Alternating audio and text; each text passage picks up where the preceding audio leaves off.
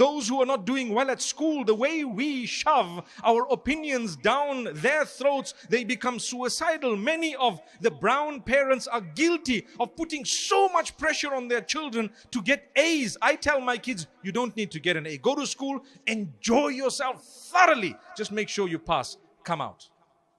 That's all. Enjoy yourself. How many of you, after you crossed, school, was it extremely important for you that people asked you, sorry, when you were in grade 5 or grade 6, did you get A's?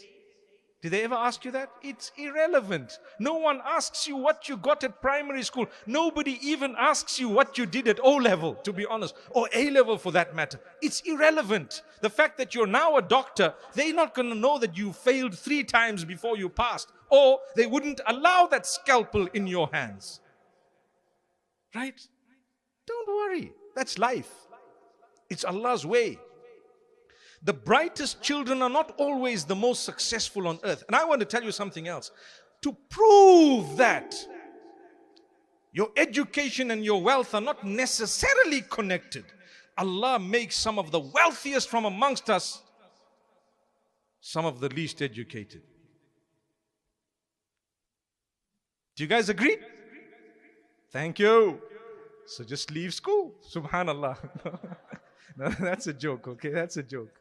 That's a joke. But subhanallah, it's amazing. And this is why, you know what, I really feel hurt when people sometimes see a successful businessman, a person who's doing really well, and then they make an issue out of the fact that this person has not gotten a degree or whatever else, so they cannot marry our daughter. But what was the point of going to school in the first place?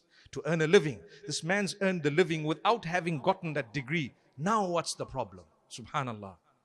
And sometimes he may later on, I come from Zimbabwe, I know of so many school teachers and university lecturers and doctors and lawyers and others who actually have just become businessmen because they need to make ends meet in my country. Wheeling and dealing. You get a guy who's proper qualification, and subhanallah, they're just wheeling and dealing because they're making money at least through that wheeling and dealing. It's a scenario that can happen. It has happened.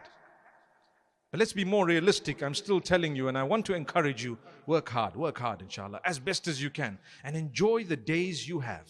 Even if you're at a workplace, things are tough, enjoy the little bit that you can for now. Make the most of it. It has to be challenging. That's life.